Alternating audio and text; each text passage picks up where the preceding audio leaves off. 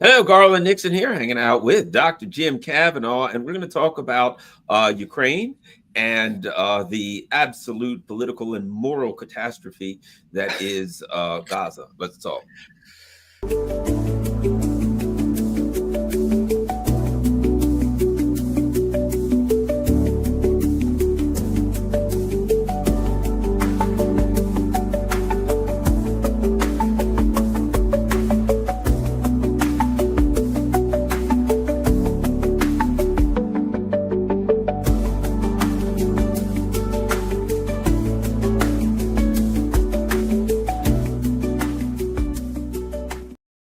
Hello there, everyone. We're hanging out with Dr. Jim Kavanaugh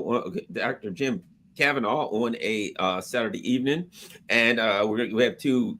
These are the big two topics for the world, obviously, for the world, the big two topics. And we're going to start with Ukraine, and then, of course, we're going to finish with, but it doesn't matter. Both of them are big. Ukraine is could be a nuclear war that ends it all, and of course, meanwhile, we've got a moral catastrophe going on in Gaza that's unthinkable. That has the political system in the U.S. unraveling, and just a complete genocide is going on. So anyway, let's get started with Ukraine, Jim. So here's where we start off with. Trump is sending his feelings are hurt.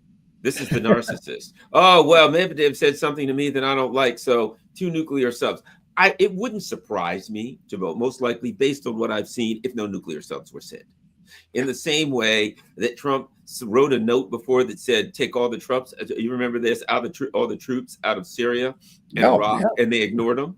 And also, and this is important, and also, they were lying to him about the number of troops that were in Syria, Iraq. So, and the bottom line is this: to some extent, the system ignores him. So he said, send a couple. My guess is that they didn't, but it doesn't matter because this is nuclear brinksmanship, and a couple of subs, closer or not closer to Russia, are irrelevant in a nuclear if that kind of a nuclear conflict happens. But your thought on the state of this Ukraine madness? Oh, January 5th or whatever the heck, 8th, I don't know. Oh boy, we're going to let them have it. I don't even know what to say. He's painted himself into this corner. Yeah. Well, this does away with any fiction that anybody had that Trump was going to solve this problem in 24 hours or 24 days or 24 months. His notion was always, because I'm such a powerful guy and I'm going to go in and Putin respects me so much and I'll show him tough I am and that'll take care of it. This is just nonsense. And people think there's some other 5D chess going on with Trump. There's nothing else going on. He doesn't understand.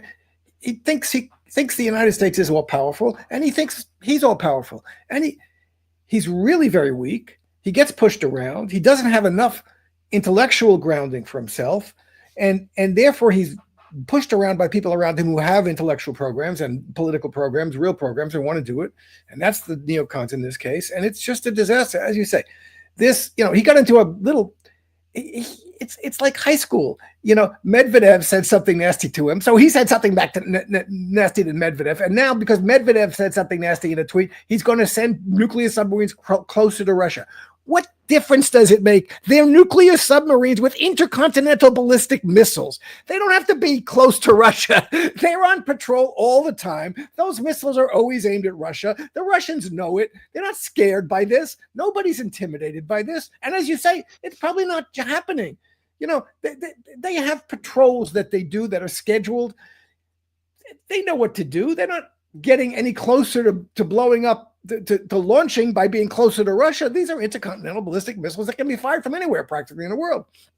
So it doesn't make any, it's nonsense. But what it is you're seeing the absolute, stupidity and hollow insecurity. And he doesn't really know what he's doing, but he is going to be faced. He's now realizing the Russians aren't intimidated or charmed by him. Putin isn't. Nobody is. They have their program. They're doing it methodically. They have objectives that same objectives they've always had. Putin stated it in June of 2024. These are our final objectives. Putin hasn't changed a bit on that. And Trump thinks he's going to charm him or intimidate him into change. He's not going to. So at some point, I mean, they're still putting out ridiculous, the Russians have lost, 70,000 soldiers. The Ukrainians only lost 30,000. They're putting out ridiculous casualty figures. They're still convincing themselves it's a stalemate. The Russians are losing so many soldiers they can't go on at some point. Meanwhile, the Russians are arming themselves with more weapons, more powerful drones, more the Orezhnik missiles are now in serial production and being deployed. And at some point, when Pokrovsk falls, which is happening right now, when it's going to become impossible even for people like Kellogg and the neocons around Trump, and for Trump himself not to realize we are actually losing. And this is the problem. That's why, for 6 months, few months while Trump was in power, first came in, it was like, maybe he'll say this was Joe Biden's war, I'm getting out of it. But he didn't. He got himself now into a fight with Putin and Medvedev, which is stupid. But anyway, he got himself into this kind of schoolboy fight with Putin. And he's going to have to either back down and admit defeat and accept defeat or not. And this is very dangerous. I don't know what Trump is going to do. The neocons, the Europeans, they don't want to accept defeat. And the only option they have is tactical nuclear weapons. That's the only option. They're going to be defeated. I wrote an article, I don't know, a year and a half ago now, will there be a nuclear war, saying because this is a situation in which for either side, it's an existential defeat, a serious existential defeat. The Russians cannot allow themselves to be defeated. And NATO and the collective West, Marco Rubio said it, this is a proxy war with the West and with the United States and NATO. This is a war between Russia and the collective West, NATO, led by the United States. One or the other of those is going to be facing clear and unavoidable and undeniable defeat. And that's not Russia. Russia is not going to lose the conventional war. It's winning. And it's the point where the defeat is imminent. Kiev is about to collapse. The government collapse. The West, neither side of that conflict is going to accept defeat without using every weapon at its disposal. I don't think, I said then, tell me there's less than a 50-50 chance that NATO and the West will not use tactical nuclear weapons, will not persuade themselves, we can just get away with this a little bit on the battlefield. That won't really cause, rather than say, okay, we give up, we accept defeat, capitulation. That's what it is. So I'm not at all sure. I said then, chances are no better than 50-50. And I'll say it again. We're facing, although, it's not these nuclear submarine things. It's what's going to happen on a battlefield and what's going to happen in Kiev when the government collapses and when the army collapses and capitulates the way the Japanese army did after the Soviet Union destroyed them in Manchuria. And the way the Nazi army did. So we have to wait and see what's going to happen. But nobody knows what Trump's going to do, including Donald Trump. Yeah, and I think the other interesting thing about this, this is going to be one of those, I think, particularly because of the way the Russians fight, right? What they do is this, they've even said, sometimes taking land is a necessary evil, right? Because their plan is, I'm going to destroy your army. I'm going to destroy your army. Whether we take the land, not, we're going to continue to chip away and destroy your army. And I think one of the things I think, Jim, and we're starting to already see it, as the military system becomes unstable in Ukraine, the political system's coming unstable. And this business about what's his name, Zelensky going after the Nabu and Sabo, whatever it was. These are very clearly Western NGO style organizations. And as long as Zelensky was fooling around doing different things, whatever, they could care less. But when he started going after the Western NGOs, in other words, saying, I want a little bit of independence from the West. I want to really control this country. I want to really be a dictator here. The West was like, whoa, no. You can't do that. they started leaking stuff about perhaps he'll be taken out. I'll believe it when I see it. I'll believe it when I see it. I think he's more likely to be taken out from inside than anything else. And even this Zaluzhny business, he's a Banderite. If they put Zaluzhny in, it would be, we know, but this is why they would put Zaluzhny in. Number one, they know the Russians are not going to negotiate with a Banderite. That's denazification. And so it would be, let's put Zaluzhny in, and that way it'll even more solidify the position there's no negotiation. Well, yeah, look, I don't know what's going on with Zelensky. And of course, these NAFU. Ukraine is a ward state of the United States. The United States pays all of its bills, its pensions, its government salaries. When in 2014, after the Maidan insurrection and after the country was, the elected government was toppled, the Americans came in and they've been running the country from the American embassy. They brought in a woman who had never been in Ukraine. They had to give her citizenship. The Rada had to give her citizenship to become the finance minister, to run the country. They take their orders from the United States. The American generals ran the war from Wiesbaden. We saw that, day by day. They got all their, depend entirely on exogenous support, external support from the European countries and the United States, which built up a NATO army in Ukraine for 8 years. And since 2022, that NATO army has been steadily demolished and destroyed. And as you say, this is like, the United States faces the same kind of situation they faced with Ngo Diem in Vietnam. Can they get rid of him because he's corrupt and he may be? But once they get rid of him, that just demonstrates to everybody that the place is corrupt. It's controlled out. It's controlled by the Americans, and the political situation, as you say, is deteriorating quickly, and more quickly than anybody thought. So it's not going to help anything. It's just going to accelerate the demolishment of the country politically and militarily. And as you say, it's fun. It's been an amazing thing for me to watch this unfolding of this war, which you now can see on a day-to-day, just amazing. You see daily fights with the drone, in day by day, street by street, and the tactics and the strategy, and you see what it means for, as you say, the Russian strategy is we're going to defeat the military, we're going to grind down and attrit the army, and really, again, this is what happened in people don't realize this. When the Americans dropped the atomic bomb on Hiroshima, the Japanese didn't really care what was happening to the cities. I mean, I'm saying they don't care, but Tokyo had been firebombed. That was it. Horrible. The cities of Japan were being destroyed anyway. This was just another big bomb. But after the Soviet Union entered the war, and this was used to, the Naval Warfare Center used to write this, after the atomic bomb, really, the Japanese what made the Japanese surrender immediately was when the Soviet Union, because the major Japanese army was in Manchuria. When the Soviets entered the war, they destroyed that army in days, and the Japanese army was gone. So nobody was in Japan. There were no American troops, no Soviet troops in Japan. Just like you say, no, the Russians don't even occupy every bit of. They don't have to have. Once they destroy the army.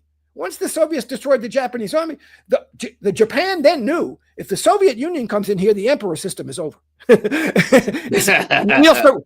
the Americans then said, "Oh, we had said unconditional surrender, but wait a minute, we'll accept the condition that we maintain the emperor system because we don't want the Soviet Union coming into this." So this is what's going to happen. At a certain point, the Ukrainian army is going to be destroyed, and it's going to be clear there's nothing that can stop the Russian army from coming into Kiev or whatever. And at that point, I don't know what's going to happen because, as you say, the alternative here, there's no political structure in Ukraine except for this confected American Western puppet, which is Zelensky and the Banderites, who are fascists, who want a war between Russia and the Soviet and the United States. That's what they've wanted all along. They've always known we cannot win.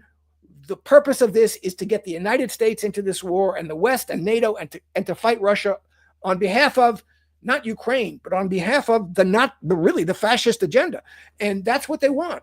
And so I don't know what's going to happen if Zelensky is set aside. and taken out, whether it's by assassination or he flies off to Miami or to Switzerland or to Geneva or wherever, the south of France, it's going to be clear to everybody this war is over. And in Ukraine, it's bad enough, the situation in Ukraine. There aren't enough troops. The troops' morale is going down quickly. It's going to drop like a stone. And the Russian army will start, look at what's happening in Bakhmut. They're going to win this city within a few weeks, if at most, right? And that used to take months and months and months. And that's a big city. And once that happens, it's going to be clear they can do this all along. So it's going to be the defeat of the army and the associated, as you say, political defeat, which is clear that they can't hold together the political structure, that whatever political structure there is in Kiev, which is this simulacrum of a government that's really the American government, the United States running the country, and the Banderites together. And that's going to break up in some way. It's going to be a disaster. What's interesting is some of the things that Trump has been saying. Trump and what he said. So Trump basically said, "Oh yeah, 10 days, I'm going to do this, and I'm going to put sanctions on." And he said, and he gave himself away. He said, "But the Russians don't really care, and they found a way around sanctions." What Trump was really saying was this: in 10 days, I'm going to put sanctions on Russia.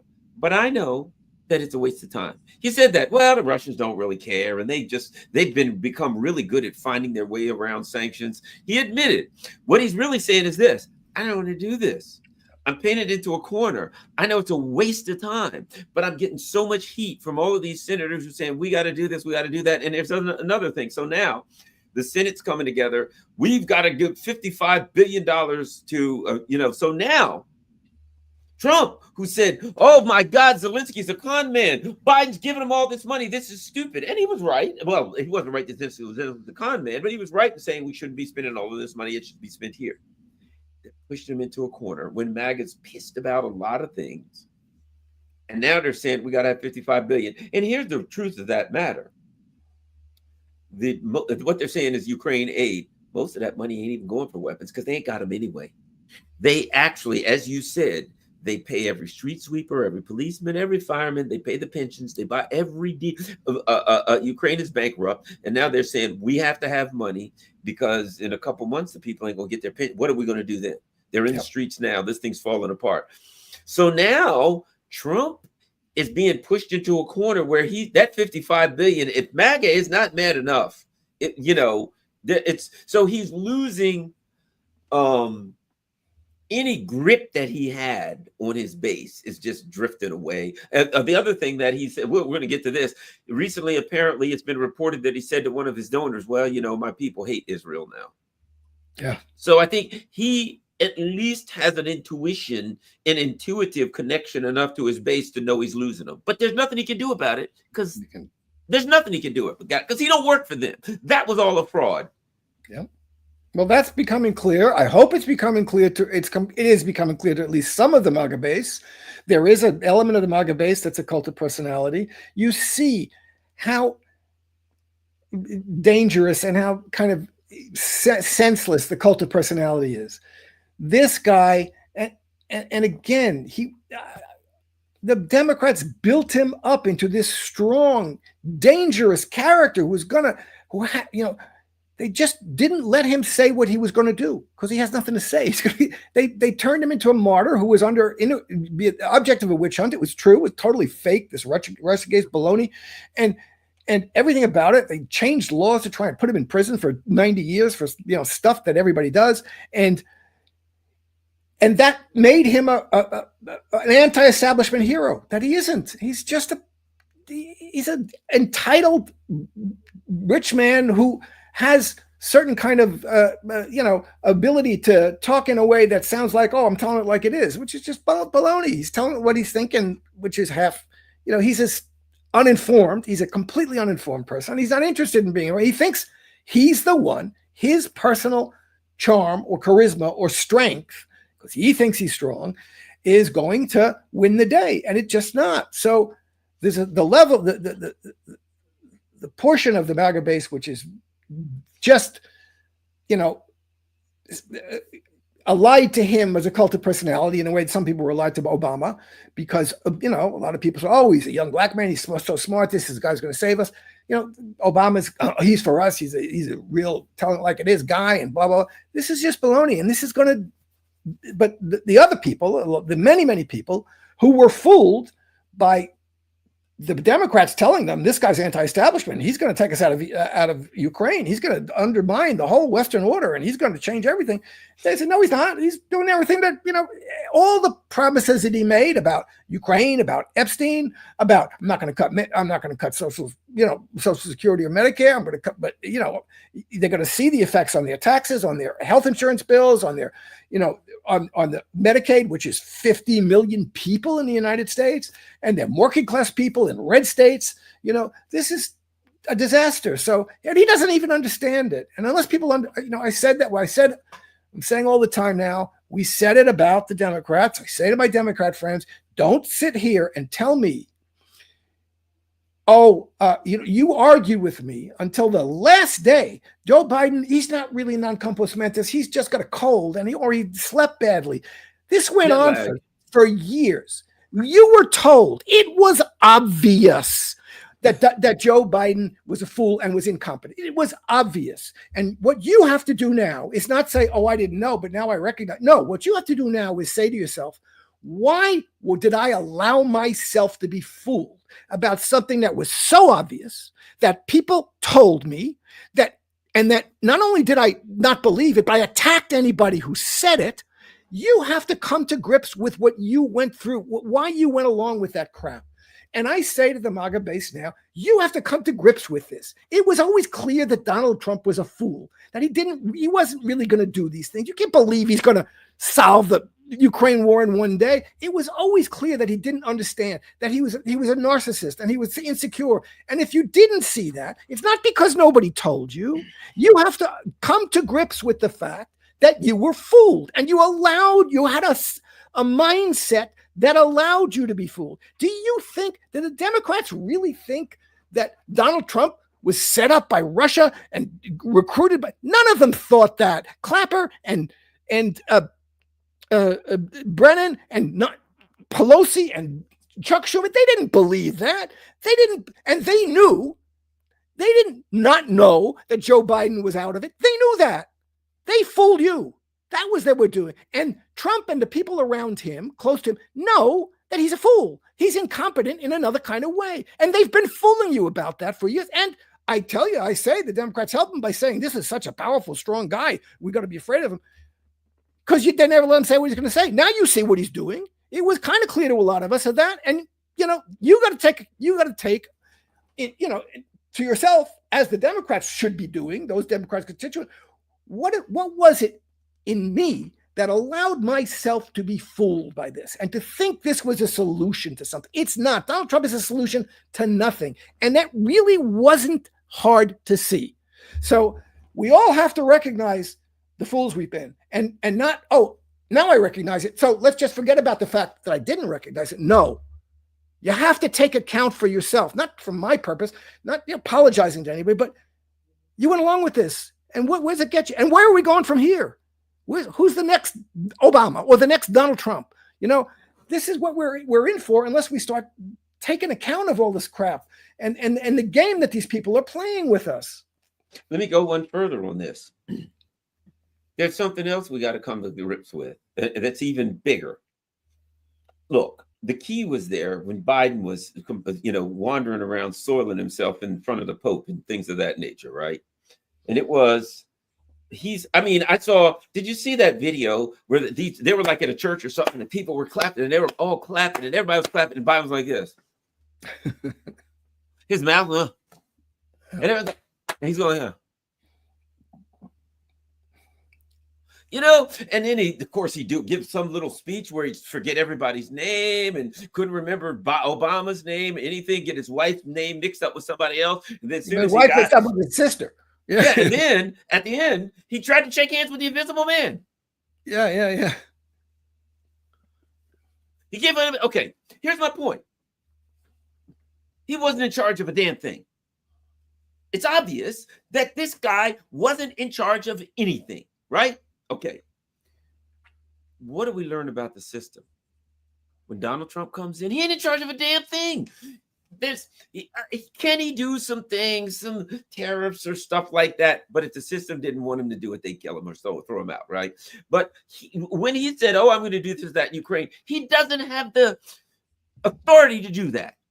He don't have the authority to do that. What the people who were pointing out that Biden's mind is Swiss cheese were really saying is Biden ain't in charge of a damn thing. But then how do you think Trump's in charge when either the president is in charge or he ain't? Number one. And number two, the people who are in charge, and this is the key, don't represent the working class. They represent the ruling elite. So you thought whoever came in, we voted Trump in. If you voted anybody in, yeah, well, they put a puppet in front of there for you to choose which puppet you want, right? But you think you're going to vote somebody in, and that person is going to represent your needs, your wants, your wishes, your life.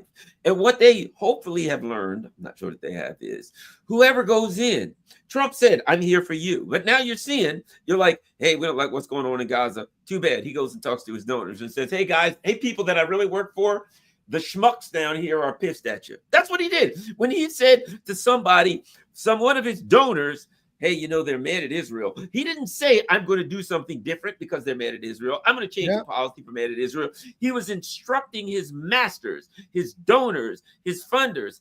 "Hey, man, you put me in a bad spot. I don't work for you, and I got to do what you tell me. But the people that we're all trying to fool that I'm working for them, they're kind of getting on to us, and they're not happy." And of course, his funders are going to say, "Well, who gives a shit?" But you know what I mean? That's the other part that MAGA has to learn, that people like us know. He doesn't work for you. And if you vote in, if Peter Thiel's boy comes in, he don't work for you. Yeah. Well, look, I had that famous quote, one of my articles from 1970. The CEO of Avis had this great quote. The United States is run by about 10,000 people. And he listed the categories, Now you'd say, bankers and corporate heads, and you say tech bros and blah, blah, blah, blah, blah, blah, blah. And, there's a few hundred labor brokers, heads of major unions at that point. They're nothing now. But, you have certain different categories now. But really, they run the country. It's about 10,000 people. That's a good number. It's probably still just maybe 15,000 people in a country of 300 million people. They run the country, and that president is the head towel boy. It's a club, and they run the club, and he's one of the guys he's the head towel boy in the club. And now it's not untrue. I don't want to say that a president who really came in with an intellectual grounding, with a serious commitment to principles and to a political program, and with popular support that Donald Trump had, but if he had his own agenda that he really was committed to. Oh, you just froze, Jim. Darn it. Jim, are you there? I think we're having problems. There you go. Sorry, you froze. You said that he had his own agenda that he was committed to. Go from there. If the president came in with his own agenda that he was committed to intellectually and politically and ethically, and he could do something. But Joe Biden wasn't that. Joe Biden was a corrupt pal, and he was out of it by the time he became president. Now, Donald Trump isn't out of it in the same way Biden was, so he can make decisions. But you've seen, as I say, it wasn't hard to see. Donald Trump got up and told you, "Oh, I had the Jewish donors, the AIPAC. No, Adelson. Not Adelson's. Sheldon and his wife. Sheldon Adelson. Yeah, and his wife. Adelson. They were in the White House more than anybody else. I did. What do you want? What do you want me to do? I'll do it. In fact, I did it before they asked me to do it. And so he was standing up telling you that he's run by his donors and he does what they want. So what are you surprised at? This is, again, so, he's a guy who, and it's kind of obvious that he's very narcissistic and insecure. As you say, it was obvious what he did the first term when he said, "I'm going to get out of Syria." And they said, and they played him and they pushed him around and they said, "Oh, no, we'll stay there for the oil." "Oh, that's a good idea. We'll stay there for the oil." So he's someone who's weak. and who gets pushed around, and he's insecure and narcissistic, and he needs to be fed. The last person who gets to feed him his flattery is probably going to do what he wants. So this is the danger. But again, so we have to. But the parties and the system is set up in such a way that they promote to the top. They only allow to get into that position people who are weak enough to be pushed around by them, whether it's in the way that Biden is or in the way that Trump is. They want someone who's going to function as their head towel boy. And those are the people who are allowed to get through the process of qualification. That is the primary system. There are the producers of the show. The primary system are the auditions for the show, and they put them out there. But it's the same producers, so they don't want someone going forward who's strong enough to resist them and to do their own thing. And they've been able to manipulate that in that way for many, many decades. Okay, and that's the situation. So nobody gets through that qualification system, that filtering system, who hasn't already demonstrated they're willing to be the towel boy. So I don't know what to say about that, but this is a crisis of democracy. We don't have a democracy. As Jimmy Carter said, we have an oligarchy with unlimited bribery. That's what we have. And also probably unlimited blackmail, because that's the other thing. A lot of that's the Epstein thing. That whole, whatever Epstein is, there was a Franklin scandal before that, and they do have shit on these people. A lot of people, they only get through because they've been allowed to get through because we have stuff on them and we can control them. So there's a level of that we don't even understand the level of it, but we're in a very corrupt system and a very undemocratic system. And Donald Trump is not a champion of democracy or a tribune of the people. He's a swamp creature. He's a ruling class. So he doesn't have an agenda against the ruling class. Look what he's doing. He's there. He said to everywhere else, you guys, I'm going to make you wealthier. I'm going to make you richer.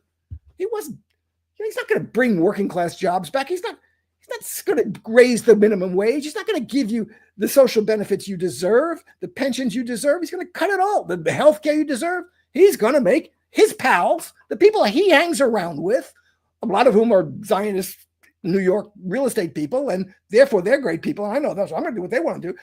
But also not because they're his people. They're people he hangs around with. They're rich people. Oh, I like Elon Musk because he's got $500 billion. Well, he must be a great guy. This is the culture that he lives in. It's not your culture. It's nobody's culture. It's the culture of a tiny, tiny elite of the population that is working this country for itself. And you know what that seems to me? You to go along with it. And Democrat, Republican, you're going along with it. You've been going along. You know what it seems to me, Jim? You know how they've been saying for years, we've got to run this country like a business, right? Yeah. We got to run this country like a business, like a corporation. Well, what do these people do? I used to work for a company that they came in and they ran it like a corporation. Vanguard, Apollo came in. Apollo was at that time, this was in 2015. Apollo had $180 billion in holdings, right? In company. They owned Berkshire Hathaway. They bought the company that I work for. They bought ADT. They bought all these other companies, right? But what do? Run it like a company? Absolutely. What do they do with companies? They buy a company. They go in there. They strip all the employees. They lay everybody off. They, if the company has any credit, if the company has $100 million in credit, they take $100 million loan out and then they split it amongst themselves as consultants, right? They strip it bare to the bones and then file bankruptcy. That's what they do to a corporation, right? Yep. And they're running the United States just like a corporation. They're stripping it bare to the bones. They're taking everything they can at it. But rest assured they're taking their money, they're moving it out. Another 55, they know the dollar's going to crash. And you know what they're doing? They're moving their money to the Cayman Islands, to wherever the hell. They're probably buying rubles and renminbi or whatever to get the hell out of these. And they're going to run Bitcoin up because they're going to put money in Bitcoin. Yeah. Trump's putting money in Bitcoin. You know what that tells you? They're going to go out of the dollar. They're going to put money in Bitcoin and run that through the roof. They know the dollar's on the way out. So they're stripping the U.S. And you know what? That $55 billion that they're asking for Ukraine, again, it's going to go to Ukraine. And Trump's going to sign off of it. You know why? Because that's who he works for, number one. And because most of it gets stolen. Yep. And they're going to take it out. They're going to say, oh, 55 billion in Ukraine, 5 billion for Ukraine, 50 billion for us to steal and move around the world, and everybody getting, Tony Blair gets his share, everybody gets their fair share, and then and everybody keeps their mouth shut, and they're going on about their business. One of the reasons they keep this going, it's a money laundering operation. That's the other part of it going on here, is that behind the scenes, there's every single thing they touch is a giant money laundering operation. Yeah, it's a grift. It's lining their pockets. That's what they want to do, and that's what they're doing. And there's a small group of people who benefit from this in enormous sums of money. And they pay. It's the best investment in the world. I pay $1 million to a politician. I get $1 billion back. That's 1,000 to 1. So that's Meanwhile, the politician got $1 billion from 10 people. That's not bad, 100 people. Did you see that? Oh, did you see that story about Joe Biden after he lost in the last couple months? Right, they took like $330 billion and they spread it out. Did you ever read any of that story? They took like $300 billion and it went out to like NGOs and they just took like 300 billion. I mean, they just laundered it. They went to USAID, whatever, and they just bought contracts with this person. They took on the way out after they lost. They took $300 billion and laundered it. Yeah. It went to organizations. It went to their favorite NGOs, and which are the people that they like, who got $300,000, $500,000 a year salaries, et cetera. They went to all that. Yeah, so this is and then Trump now is setting up in the most obvious way, all kinds of ways for him to make money. As you say, crypto, my own meme coins and all this baloney. And, I want you to buy my stuff if you buy things from my companies if you're going to do business with the United States. But this is all, and behind the scenes, of course, all the, Musk and Thiel, they're getting billions of dollars of government contracts. Anyway, that it's an oligarchy with unlimited bribery, and they don't care. They don't care what your life is like, how bad you are. You can't afford the rent. You can't afford school. You can't afford to go to the doctor. They don't give a damn. They don't give a damn. Donald Trump does not give a damn about you. Barack Obama did not give a damn about you, except insofar as he needed to make you think he could, give you enough so that you'd vote for him, just enough so that you'd vote for him. But really, Trump doesn't need that anymore. Obama doesn't need that anymore to say anything about anything. He's out in his third or fourth multi-million-dollar mansion, and he doesn't give a damn about anything. He got paid off, deferred by bribery. Trump is being paid off and will be paid off, and that's what they care about. That they don't give a damn about. They'll do what they think they need to do. They'll say what they think they need to say to get you to vote for them. And once you've done and they're in power, they don't give a damn about you. So unless everybody understands that, George Carlin, you have owners. They're your owners. That's the way they consider themselves. And you're the peasants. And they need to get you to, put down the pitchforks and, vote for them and come and put your thing in. But they really, it's just disgraceful what they're doing to kids and to, the healthcare system in this country is a goddamn disgrace. I saw there was who was the guy? Some guy went out there and went in for blood pressure for 12 hours in the emergency room. It was a $41,000 bill. That's just ridiculous. No, but this is ridiculous, and this is not necessary. He didn't have to pay the bill. The insurance company paid most of it, but still, that's a crazy thing. That's nuts. What if you don't have insurance? And if you don't have insurance, and the idea of having health insurance tied to your job. And these Republicans going to say, it's not going to be so bad if we cut Medicaid. They should all be working for them. What is this nonsense? People get sick. They need to be taken care of. We have a country that can do that. Other countries in the world that are peer countries of ours or even lesser countries of ours take care of sick people. That's what you do. We have the ability to do that. There's no question about it. We have the ability. We have the money. There's no problem with it. They just don't want to do it because they want to protect their friends who are health insurance and pharmaceutical company billionaires who are making billions on your pain and suffering, and they want to keep that grift going. Well, let's talk about a country that does have universal health care, free college, everything you could possibly dream of. And I put it like this: there's a flag here of two countries. One of them has universal health care. One of them has free college, free all kinds of stuff. And the other one can't have it because it's evil communism. If you give people health care, all over the world they do. But here we can't because it's evil communism. We can't have evil communism, Jim. Yep. But, and oh, by the way, who's going to pay for it? You know who's going to pay for it? The people that are paying for it in Israel. Israel gets everything, all the things that we can't get here because it's communism, it's socialism, and we can't afford it for you.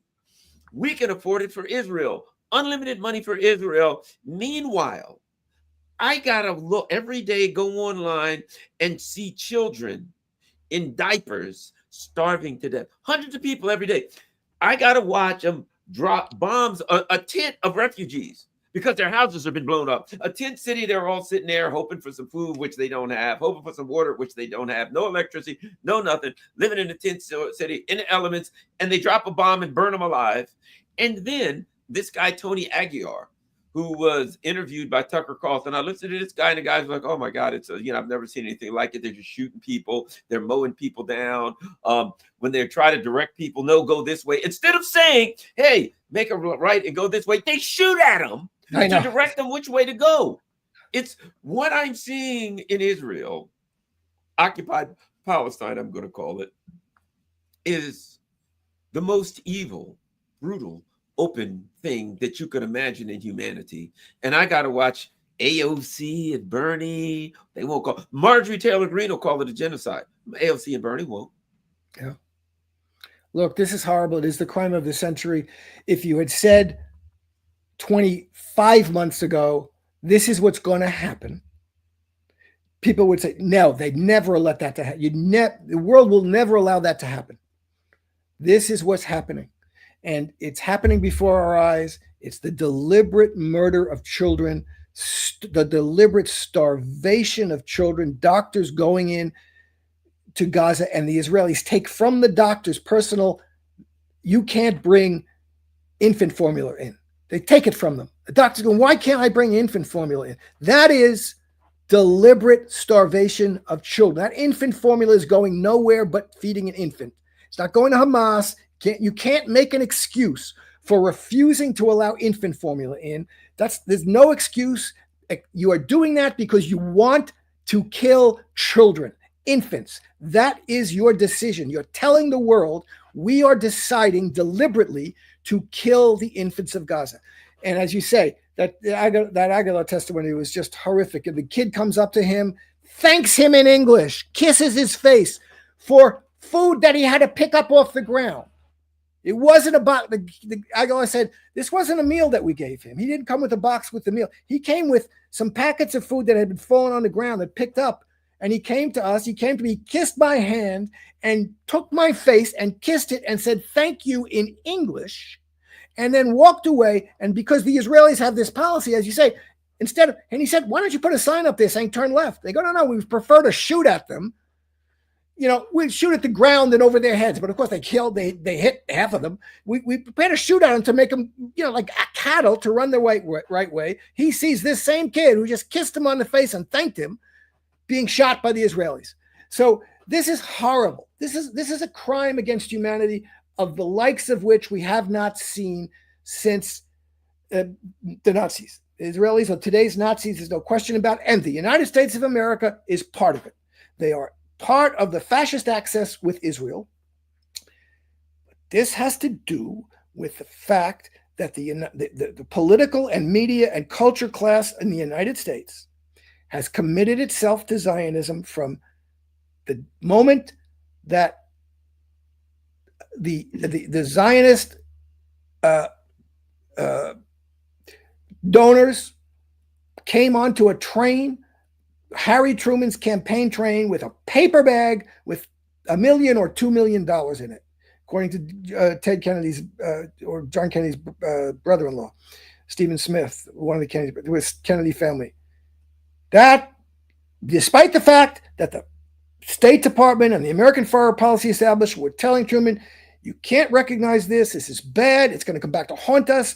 It contradicts everything we're saying about freedom and equality and liberty. And we're never going to live this. It's going to come back to haunt us. So from that moment till today, for 77 years, the political and cultural elite in the United States has been committed to the Zionist project above anything else. And that's a commitment and they think they were doing, convinced themselves it was the right thing to do. It was the virtuous thing to do. It makes me a good person that I want to defend the Zionist project, the Jewish supremacist state in Israel. And it never was.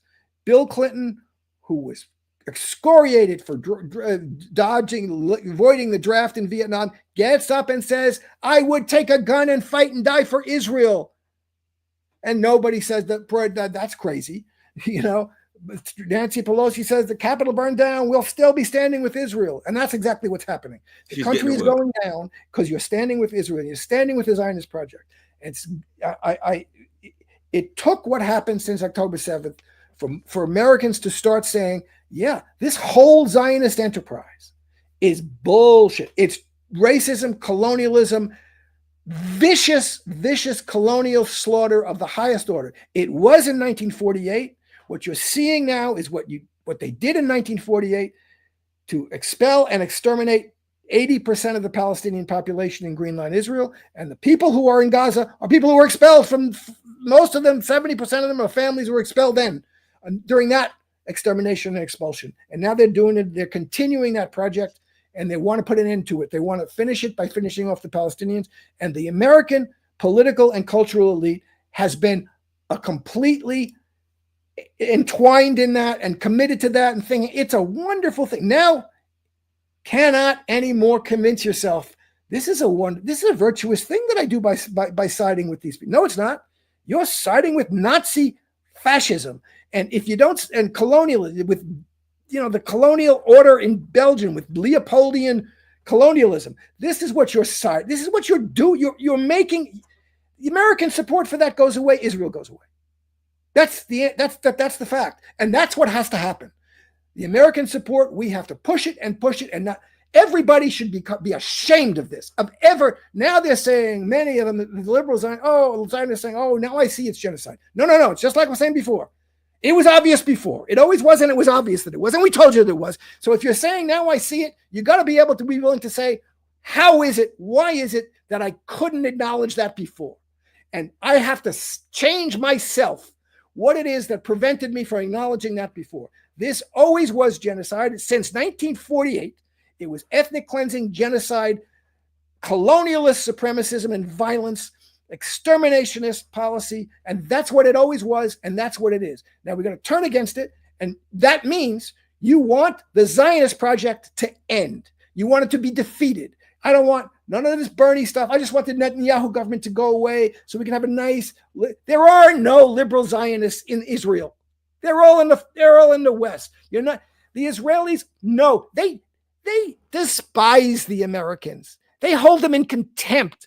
The only people they hold in more contempt than the Americans are the Palestinians. They hold American liberals in contempt because they think they're naive fools who think that there's going to be some justice and equality and two-state solution. And they know damn well, the Israelis know this damn well, it has nothing to do with what they want. They want out. They want to get rid of the Palestinians, and that's what they're doing.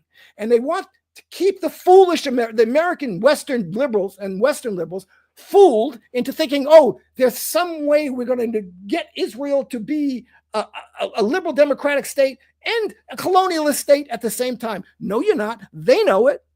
And they really, American Western liberals have to understand this. The Israelis think you're fools. And they're right. They've been fooling you for 77 years. They've been getting you to believe that there's some kind of liberal Zionism hidden behind this vicious facade of exterminating and expelling Palestinians. And there isn't. And they know it. And they know what their project is.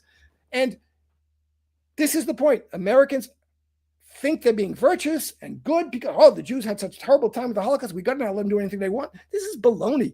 This is nonsense. It's easy, and it's easy to see. And now you're seeing how easy it is to see. And you could have seen that before because a lot of people were telling you about it, but you didn't want to see it. Now you see it. So I don't want any backsliding on this. I don't want any, oh, I didn't know. You didn't know because you didn't want to know. And you got to come to grips with that about yourself and be sure that you're crossed the line and you're never coming back to this liberal Zionist baloney. There's no two-state solution. The Israelis don't want it. It's not going to help the Palestinians at all. We got to put an end to the Zionist project. And very easy for the United States to do. The United States of America can do that. We say, just like we said about South Africa, we do not support this. We are opposed to it. We are going to do everything we can to make sure that the the Zionist colonial project comes to an end. And we have a democratic secular state in which Jews and Arabs and Palestinian Arabs can live, and everybody can live together. It has nothing to do with Muslims or Jews. This is a single democratic polity. And that's the only thing. And we have to American people have to come to that. Everyone, MAGA, Democrats, liberals, there's no liberal Zionism. There's no. That's a fantasy of the Western liberals that the Zionists, who know better, are playing you with and have been playing you with for 70 years, and are contemptuous of you for the fact that you buy it. I'll even say this: the idea, because they're like, okay, we're talking with the Israelis and we're negotiating with the government. You're negotiating with Ben-Gvir and Smotrich. Really? Yeah. You listen to these people. What are you going to do? Kill them all, starve them, murder them. We're trying to negotiate with these people. I put it like this, the same way that I was talking about some other issues yesterday, and I said, think about Jurassic Park. Great movie. The first one was a good movie, right? The first Jurassic Park was a good movie. And if you remember, there was these two Jeeps, or what, they were Mercedes Jeeps, whatever you call style, SUVs. And they got stopped next to this Tyrannosaurus paddock. And there's this big Tyrannosaurus, right? Well, eventually the Tyrannosaurus comes through and he attacks the first Jeep. He's rolling it over. He's trying to bite people. He's biting, he's kicking, he's stomping. He's doing everything he did. And then there's a guy in the bathroom. The top comes off the bathroom, bites the guy, chomps him up, swallows him. He's done, right? And he goes back, I'm going to try to eat these people in the Jeep because I'm a Tyrannosaurus Rex. It's what I do. It's in the job description, right? Can you imagine? Jim, you and I are sitting in the Mercedes SUV behind there, and we're like, holy shit, there's a Tyrannosaurus. He's on one Jeep. We're next. And I were to say to you, you know, Jim, I think maybe we should try to negotiate with this guy. You know, I think that if we get out of here and we walk up to him and we say, look, Mr. Tyrannosaurus Rex, I know you've eaten a lot of people and stuff like that, but perhaps we could sit down, we could draw up some kind of a agreement. You could sign it in that guy's blood that you just ate, and then perhaps we could both go our separate ways and everybody could live. You'd say, you're out of your mind. He's a Tyrannosaurus Rex. He's going to eat you. As soon as you walk up there, he's going to bite you in half. You're trying to negotiate with Tyrannosaurus Rex, right? Yeah. That's what it's like to think that you can negotiate with Ben-Gvir and Smotrich and the Israelis. The idea that you can watch these barbaric savages rip people to pieces and starve children, and somebody's going to say to me, you know, Garland, I think we should negotiate with them for a Tuesday. No, you can't negotiate with barbaric savages. At least the Tyrannosaurus Rex has an excuse. He's only eating you because he's hungry, and that's what he does. I can respect that. But these people, there's no negotiation. So I'm with you. No, there's no negotiating with them. Never try to negotiate with them. They don't give it. They're fascist. Fascists don't negotiate. The bandit in Ukraine, you ain't negotiating with them. They're like, so, hey, what's the problem? Well, we got some 70-year-olds and some women. Let's throw them to the front line and get them all killed. We got anybody left? You're not negotiating with. That's the key to both of these countries. And that is, you can't negotiate with barbaric savages and stop telling the American people, yeah, we're going to negotiate a deal. You're never going to negotiate a deal. Ever, ever. They want every Palestinian dead, and they could care less. They just want you to shut up and get out of their way. Well, negotiation, you know, that can happen. But the point is what your understanding of the situation is. And you can negotiate terms of surrender. That's what I'm saying. Yeah, exactly. You can negotiate. That's what's going to happen. That's the only negotiation that's going to happen in Ukraine. And it's the only negotiation that's going to happen in Israel Palestine. And what the Israelis and the Americans are demanding of Hamas and the Palestinians is that they negotiate terms of surrender and capitulation. Okay, that's what they're demanding of them, and it's what the entire West is. Even those who are saying, I recognize a Palestinian state, but you can't have an army, Hamas, no armed resistance, blah blah. That's asking them. That's asking them for capitulation and surrender. So one way or another, this is going to end in terms of in a surrender, in a defeat of one of the other parties. Okay, ultimately, I don't think Israel can last. But again, I don't believe really in inevitability, and that's a long term. That's a prospect, although it's maybe coming quicker, but I'm worried about how long the Palestinians in Gaza, especially, and the West Bank now, they're being put in concentration. They're going to be killed. I'm worried about how long the Palestinians can last. The Palestinians might go down before Israel goes down. That's what I'm worried about now. But what I'm saying is, what's important is that the American people understand what's been happening, which is that we as a polity have committed ourselves to the Zionist project through our political and cultural elite. And media elite and cultural elite, we have been unconditionally committed to the Zionist project. Give it anything it wants, any of our public, not taxpayer, public money, any of our weapons, anything. They'll get anything. We will undermine ourselves as a country and as a people in order to preserve the Zionist project. If you don't understand that has been the case, and it's been the case because the cultural and political elite of the United States have thought that's the right thing to do. That's a virtuous thing to do. We don't really think Israel is a colonialist, racist, master race, Nazi, fascist state. We think it's the Upper West Side. This is not, and we'd rather have the Upper West Side than have some kind of crazy Islamic nonsense. This is nonsense. This is baloney. And you have to understand, first of all, that's what's been happening. That's been 70 years of that ideology that's been inculcated in the American mind in every way. And it's been broken over the past 2 years. And you have to break from it. You have to understand what you're breaking from. And you're breaking from the idea that it's a good thing that a Jewish supremacist state was set up in 1948 in Israel. It wasn't a good thing. It never was a good thing. It's colonialism, racism, master race baloney. And we have to oppose it. And we have to, as Americans, say, we want our country to oppose Zionism, not to figure out a way of getting rid of Netanyahu and maybe getting rid of Smotrich or not Smotrich. I mean, Netanyahu and Smotrich and Ben had to get up when they let a little bit of food in and apologize to the Israeli people. I know it's a bad thing that we're letting some food in, but we have to do that to keep the West off our back. The Israeli people don't want that. They're there to be the master race. And that's what under the Zionist project, that's what they're there for. And we have to oppose it the way we opposed apartheid, the way we came to oppose Jim Crow, the way we oppose slavery. This is as bad as that. And you have to realize that the whole 77 years of this is a wonderful thing. We have to support Israel. It's a great place. All these actors going every year to Friends of the IDF ball put on by Haim Saban, the Democratic donor, and Adelson, the Republican donor, and $150 million a night for Israeli soldiers, and Robert De Niro and Seal and going to congratulate Israel. Now, this is baloney. You have to realize how bad that was. How bad it was to be fooled by Obama, how bad it was to be fooled by Trump, and how bad it was to be fooled by Zionism.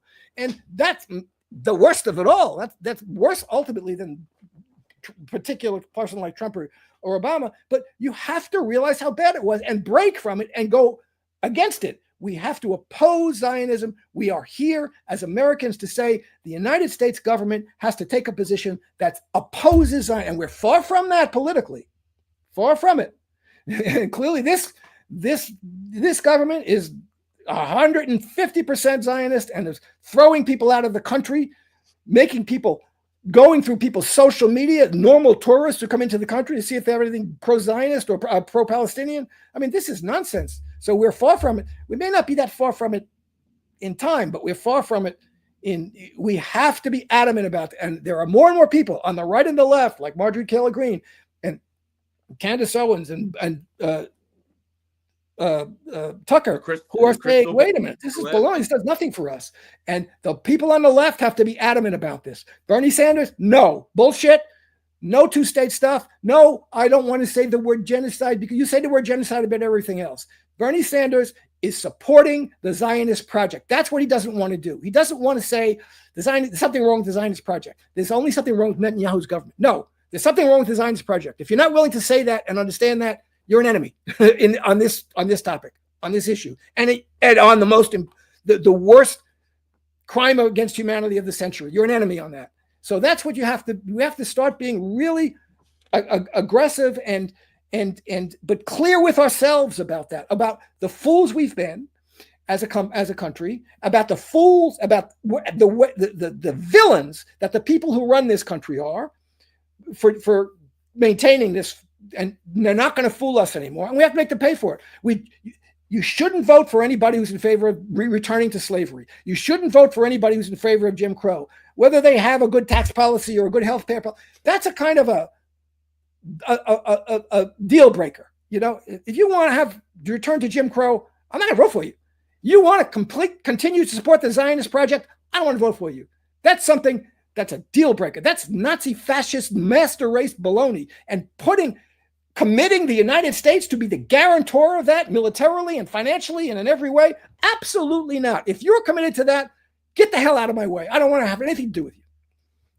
Yeah, I'm with you, Jim. I'm with you. And I've been saying this for a while. Man, I fear something, and that is that, I'll put it like this.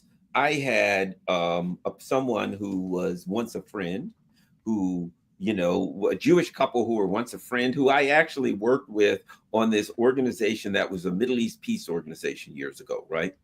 And so we're Facebook friends. And I look up the other day, and they got this thing up on their page about October 7th and about the hostages have to come home. And I looked at it, and I'm like, I just flew into a rage, and I blocked them. I flew into a rage and I blocked them. And I just thought to myself, here's are people that I thought, these are nice people. These are good people, blah, blah, blah, blah, blah. But when I saw that, and I'm like, this was my mindset. This is what came to Garland Nixon's mind. They ain't nice people.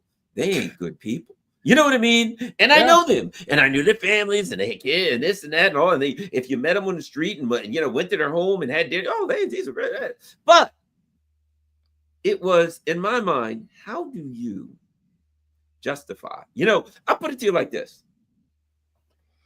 If I found out that like 5 black people kidnapped some white guy and starved him and beat him to death and murdered him and raped him or whatever, right? I wouldn't be like, hey, I wonder how the black guys are doing. Think about them. We better make sure. Let's donate to their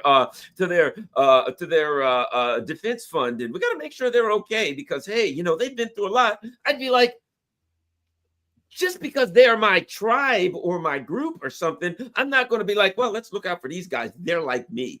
They committed a crime. I'm not going to support the crime just because somebody is like me or my group or my whatever, right? And I'm just like, I fear that at some point, the fallout from Zionism is going to visit itself upon regular old Jews. Many who are innocent, many who are pushing against this could end up facing some kind of problem, will likely end up facing some kind of problems, some issues, possibly even dangerous problems as a result of Zionism. That what it's doing to Judaism through the world is really, really bad. I look, I do this every day, it seems like. And I look in the comments, and I see an anger towards Judaism in general.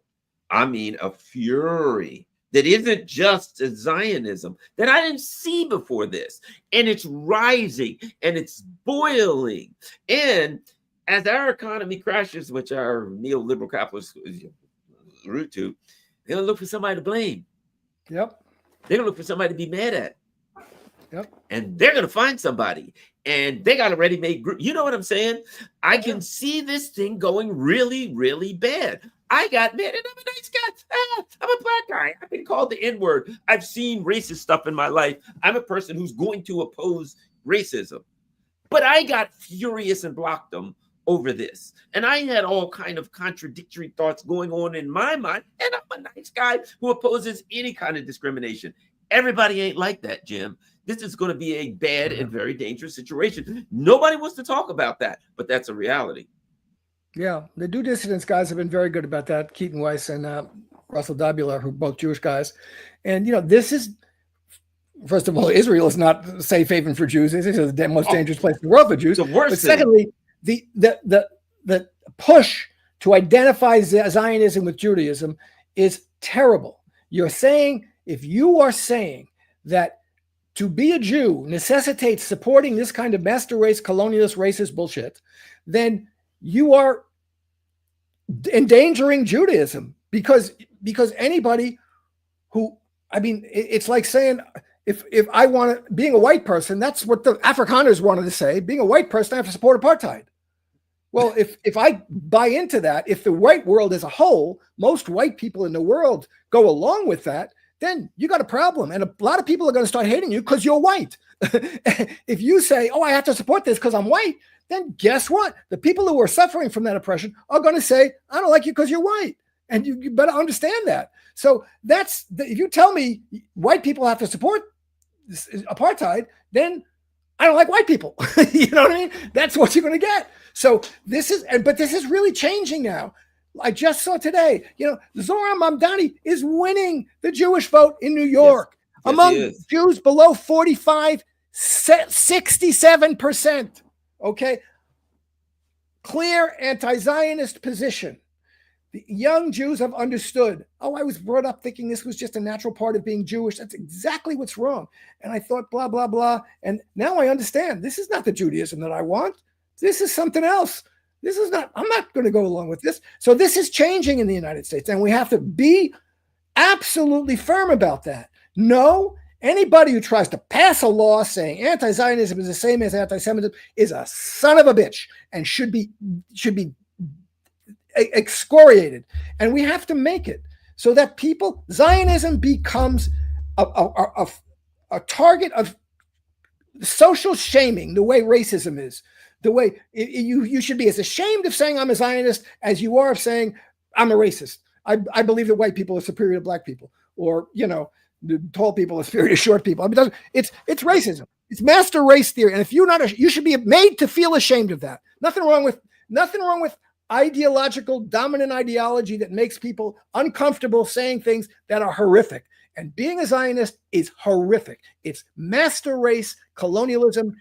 And it's obvious. You can see it. There's no denying it anymore. There's nobody in Israel that's going to fix that. They don't want to fix it. This is not what's happening in Gaza. It's not an aberration from Zionism. It's the essence of Zionism. And that is what we have to understand, really grasp, be firm about it. Don't back off from it from a second. Don't let anybody call you an anti-Semite, back off from it like saying, you're anti-white racist if you oppose apartheid. That's nonsense. What are you talking about? That's just nonsense. Saying you're anti-Semitic because you oppose the Zionist project is nonsense. And it doesn't deserve a bit of even being taken seriously for a second. Yeah, I'm with you 100%. So, well, I think we have covered everything, Jim, and I think we have solved all the problems. At least we've clarified some things, this stuff, what the interesting thing is, this stuff, man, it elicits powerful emotions. And the emotion, like I said, the emotion I felt, I'm just going through Facebook, la, la, la, la, la. And then I see this.